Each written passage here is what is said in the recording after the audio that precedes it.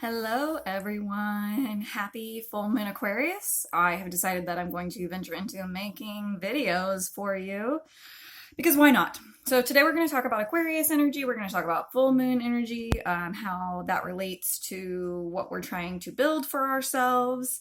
So let's dive right in. So full moon energy is about already having the things and being full in our lives.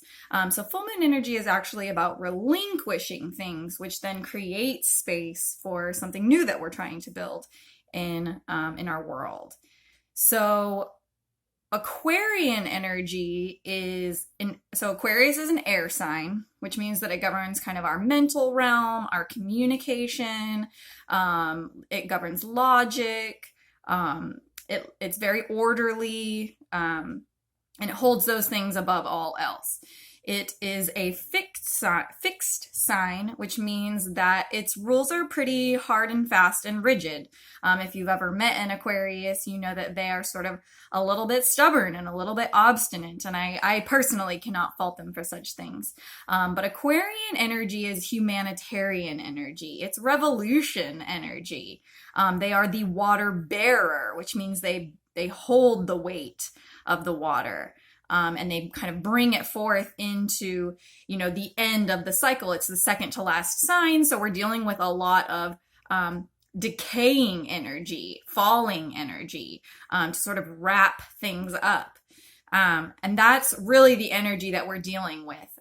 So when we're talking in this full moon, which is today, tonight it peaks, it dissipates tomorrow.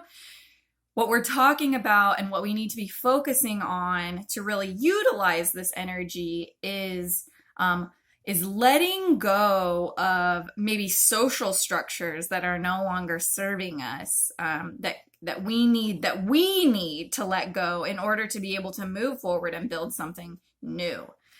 So what is it that we're trying to build right now? That's really what you need to be focusing on.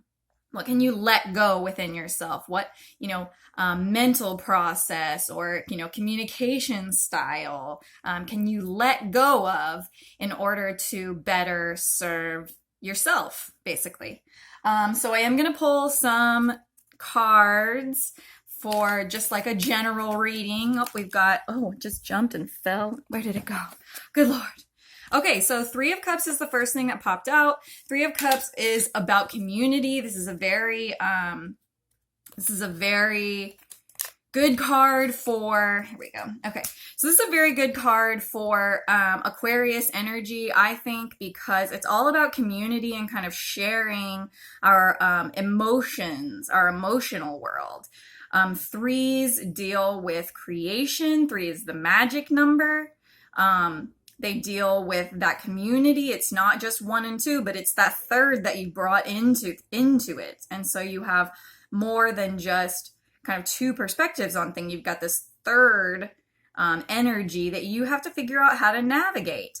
Cups are our emotional realm. They deal in feelings and bodily sensation of those feelings, because that's the thing, is emotions aren't just the words that we assign to that.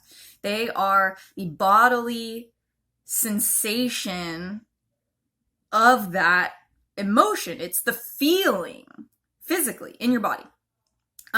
So what we need to be focusing on here in this full moon Aquarius is, how are we serving our communities? How are we filling our own cup? How are we filling others' cups? Okay. I've also got the Page of Wands, which came up. So the page is a student. It's a learning person. This might be an individual that's coming into your life. This might be you yourself. I often find that the court cards are reflections of ourselves in other people. That's probably just the water in my chart speaking. Wands are fire signs. There we go. Wands are fire signs. And we are in Leo season, so we are definitely bringing this kind of spiritual energy. That's what wands deal in. They deal in the spirit, and not just spirituality, religion. We're talking about willpower. We're talking about that creative energy to incite. We're talking about, prana and chi and those types of energies. That's what fire deals in. So this Aquarius season, what we need to be focusing on relinquishing is maybe this kind of maybe the idea that we know. Maybe we need to really lean in this Aquarian season to the things that we don't know. We need to remember that we are just students of life in a lot of ways. We're always just kind of fumbling forward and faking it until we make it, and recognizing that, like, we are children in so many ways, and we're not going to know everything, and that's okay. That's okay. There's nothing, don't be scared of not knowing. The unknowable and the uncontrollable is just that, the unknowable and the uncontrollable, and causing yourself, stress because of that is not what you want. Last card that I'm going to do for Aquarius season, perfect. King of Wands, not Aquarius season rather, but Aquarius full moon, Aquarius energy. The King of Wands, whew, quintessential big dick energy. Yeah, I said it. King of the fire suit. So we are talking in Leo here. We're talking about doing what we need to do and knowing that it's the correct path just because we're doing it. It's almost arrogant. It's almost trusting yourself, to the nth degree. It's recognizing that, like, what I'm doing is correct because I'm doing it. Okay? So these are the kind of energies that we're dealing with for this Aquarius season. Aquarius full moon. Why do I keep saying Aquarius season? Aquarian energy is a very interesting energy for me personally. I find it a little bit difficult to deal with at times because it's just so obstinately weird.